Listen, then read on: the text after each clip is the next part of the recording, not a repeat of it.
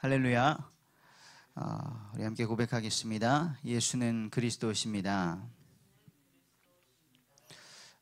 또 고백하시겠습니다. 지금 이 시간이 성령이 임하시는 시간입니다. 아멘.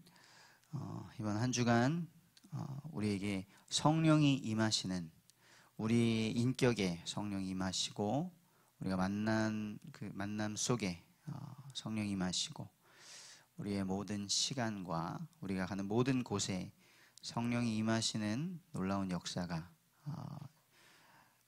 있을 것임을 우리 강단 말씀을 통하여 약속하셨습니다. 그 응답을 저와 우리 모든 성도님들 받게 되기를 원합니다.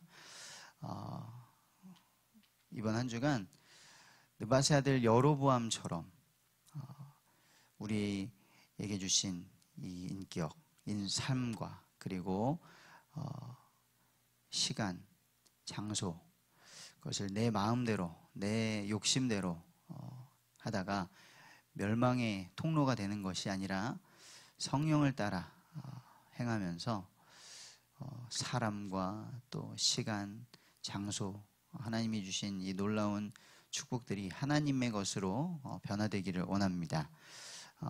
하나님께서는 영이시죠. 그 성령 하나님께서는 과거에도 또 지금도 앞으로 영원까지도 역사하실 것인데요. 오늘 말씀을 통하여서 하나님이, 성령 하나님께서 임하시고 일하신 시간은 언제였나, 어떤 시간이었나 살펴보고 우리에게 오늘도 주어진 이 시간이 하나님의 시간 되기를 원합니다. 그럴 때에 우리가 하나님의 말씀을 따라서 우리에게 주어진 시간을 바라보고 사용하고 살아갈 때에 성령을 근심케도 아니하게 될 것이고요. 또 성령을 소멸케도 하지 않는 그런 복된 시간이 될 것입니다. 먼저 성령이 임하신 시간, 이 역사 속에, 성경 속에 어떻게 나타났습니까? 오늘 읽으신 본문처럼 창세기 가장 처음, 창세 때부터 성령은 역사하셨습니다. 하나님의 영이 수면 위에 운행하셨는데요, 아무것도 없던 그 창세에도 하나님의 영은 운행하셨습니다. 그리고 그 하나님께서 창조의 역사를 이루시는데 창세기 1장 26절에는 이렇게 기록되어 있습니다. 우리가 우리의 형상을 따라 우리의 모양대로 사람을 만들자. 하나님은 한 분이신데요, 우리가 믿는 그 하나님은 처음부터 성부, 성자, 성령의 삼위일체 하나님이십니다. 이 놀라운 하나님의 신비가 우리에게 시간이 갈수록 더 깨달아지고 믿어지고 누려지기를 원합니다. 이 성령께서는 구약에, 수천 년 전 그 구약 시대에도 역사하셨죠. 성경의 많은 구절들 가운데 하나님의 영이, 하나님께서 쓰셨던 그 사람들에게 일하셨던 것을 기록하고 있습니다. 우리가 잘 아는 요셉, 요셉이 바로왕 앞에 섰을 때에 그 요셉의 고백을 통하여서, 하는 일들을 통하여서 바로가 고백하죠. 이처럼 하나님의 영에 감동된 사람을 우리가 어디서 볼 수 있겠느냐. 불신자도 그 사람을 통하여서 하나님의 영이 일하고 있다는 것을 보았습니다. 또 그 이후에 출애굽 시대에 모세와 장로들에게도 하나님의 영이 부어져서 하나님의 일들을 할 수 있도록 되어졌지요. 그 이후에 이어졌던 사사시대에도 기드온과 삼손, 여러 사람들에게 하나님께서 성령으로 일하셨습니다. 그리고 왕정시대, 하나님께서 세우신 다윗, 하나님의 기름 부음을 받았을 때 어떻게 되었습니까? 또 초대왕이었던 사울, 하나님의 아무 왕이 될 수 없었던, 두려움에 가득했던 사울이 하나님의 영에 사로잡혔을 때에는 하나님 백성들을 이끌어가는 왕이 되었는데 하나님의 영이 떠나시고 악령에 사로잡혔을 때 어떤 길을 가게 되었는가 우리는 보았습니다. 그래서 다윗은 시편에서 이렇게 고백하죠. 주의 성령을 내게서 거두지 마옵소서. 우리는 다 똑같은 사람인데요. 하나님의 영이 어떻게 우리를 사로잡고 사용하시느냐 완전히 달라집니다.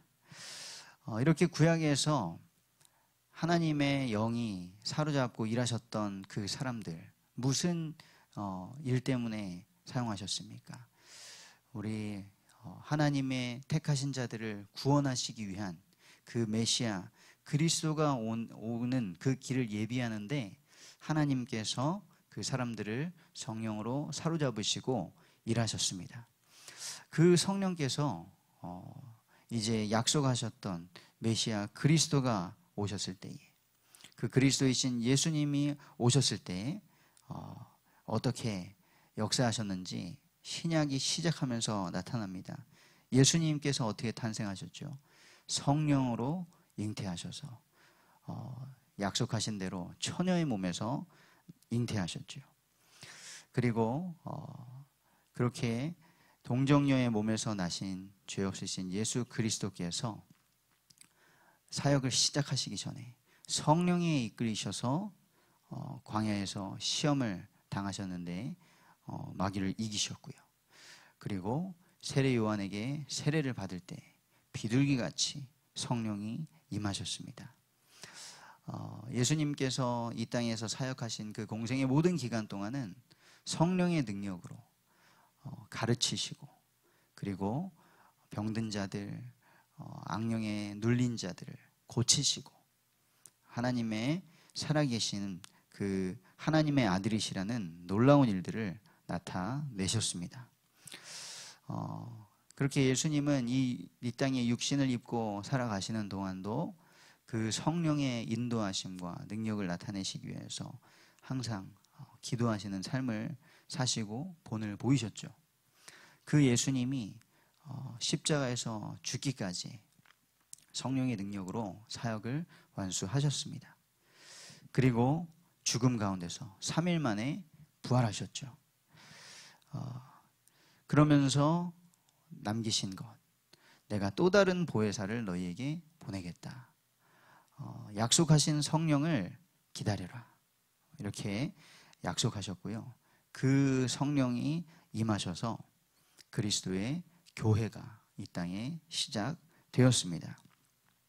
그리고 오늘 읽으신 사도행전 2장의 말씀처럼 오순절 날에 그 성령이 임하셔서 그 자리에 있던 모든 사람이 불과 바람 같은 성령을 경험하고 성령의 충만함을 받아서 이 복음을 전파하기 시작하였죠. 이렇게 성령은 창세 때부터 인류의 역사 속에 인류를 구원하시기 위한 하나님의 섭리 가운데 항상 일하고 계셨습니다. 그렇다면 지금은 어떨까요? 어떤 사람들은 그런 성령의 역사들은 구약에 끝났다. 아니면 신약 시대에 단회적으로 끝났다. 이제는 그런 능력과 신비로움은 나타나는 것이 아니다 라고 말하지만 그렇지 않습니다. 성령께서는 지금도 그리스도를 믿는 모든 성도들 가운데 거하시고 동일하게 역사하시는 줄 믿습니다. 그렇다면 성령께서 언제 일하고 계십니까? 성령은 진리의 말씀 가운데 역사하십니다. 하나님은 말씀으로 천지를 창조하셨죠. 그리고 하나님의 택하신 백성들에게 언약을 맺으시고 말씀으로 그들 가운데 계속 함께 하시면서 역사하셨습니다. 물론 하나님은 모든 사람이 구원을 받고 진리를 아는 데 이르기를 원하시기 때문에 온 세상 가운데 우리가 알지 못하는 그런 부분 가운데도 하나님께서 신비롭게 운행하시고 역사하시죠. 하지만 진리의 말씀이 아니고는 성령을 우리가 분별할 수가 없습니다. 이것이 성령인지 악령인지 귀신의 역사인지 알 수가 없는 것이죠. 그래서 이 성경을 통하여서 택함받은 백성들이, 그 이스라엘이 하나님의 언약의 말씀을 놓칠 때마다 다른 신들을 쫓아서 우상 숭배와 온갖 죄악에 빠졌던 것을 우리는 알고 있습니다. 그래서 부활하신 예수님께서 이렇게 말씀하셨습니다. 내가 또 다른 보혜사를 아버지께 구하겠으니 너에게 오실 것이다. 이 보혜사는 성령이시죠. 이 보혜사는 진리의 영이십니다. 세상은 이 영을 알지 못한다. 하지만 너희는 이 영을 안다. 왜죠? 우리 안에, 너희 안에 이 영이 거하시기 때문에. 예수님 말씀하셨습니다. 너희가 내 안에, 내 말이 너희 안에 거하면 무엇이든지 이루시는 성령의 역사를 경험하게 될 것이다. 우리에게 약속하셨습니다. 그래서 진리의 말씀이 선포되는 그 자리에 성령이 역사하십니다. 또 성령은 기도하는 가운데 역사하시죠.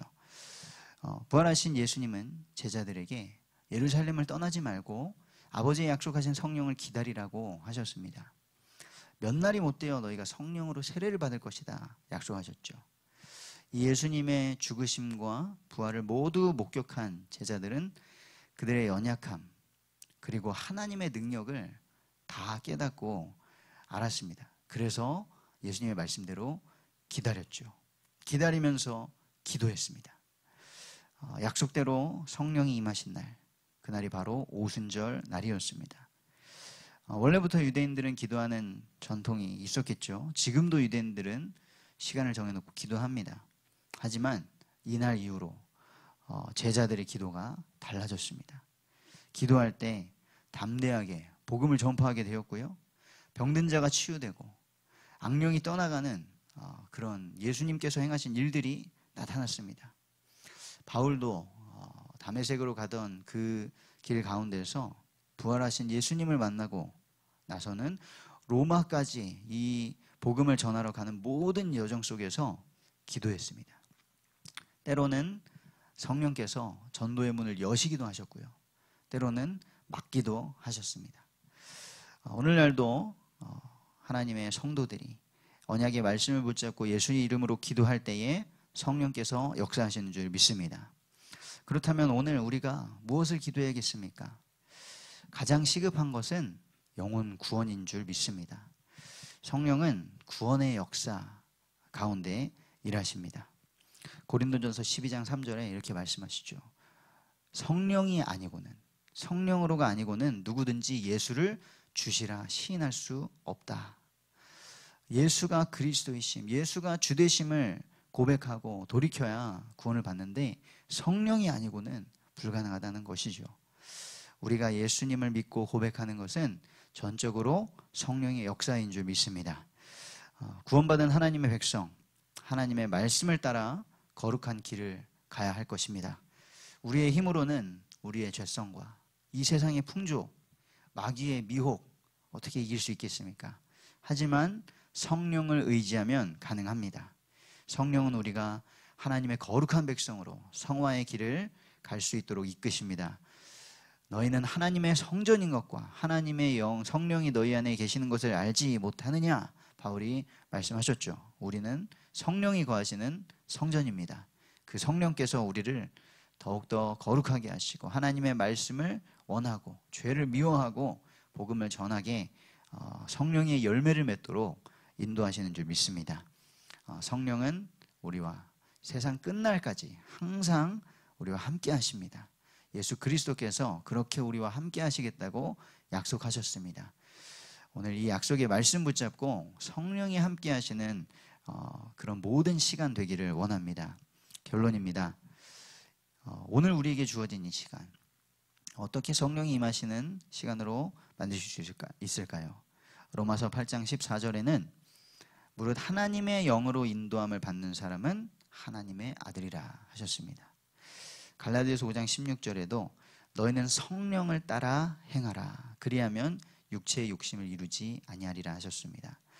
우리가 성령이 임하시는 시간으로 오늘을 만들기 위해서는 우선순위를 바꿔야 합니다. 우리가 이렇게 보내든 저렇게 보내든 아침은 오고 또 하루는 가지요. 그래서 다른 것을 보고 듣기 전에 하나님의 말씀을 먼저 읽고 들으십시오. 또 다른 사람과 이야기하기 전에 하나님과 기도로 교제하십시오. 그렇게 우선순위를 바꿀 때 오늘 이 날이 하나님의 성령이 역사하는 시간으로 바뀔 줄 믿습니다. 지난주 토요일부터 우리 고3 아이들을 데리고 성경 공부를 다시 시작했습니다. 새 가족으로 온 아이는 이제 처음이니까 순수한 마음으로 순진하게 이렇게 잘 따라오는데요. 기존의 학생은 이미 다 안다고 생각하니까 이게 마음이 모이기도 싫고 귀찮고 그랬다고 합니다. 하지만 기도하면서 이렇게 말씀을 다 공부하고 났더니 영적으로 게을러졌구나.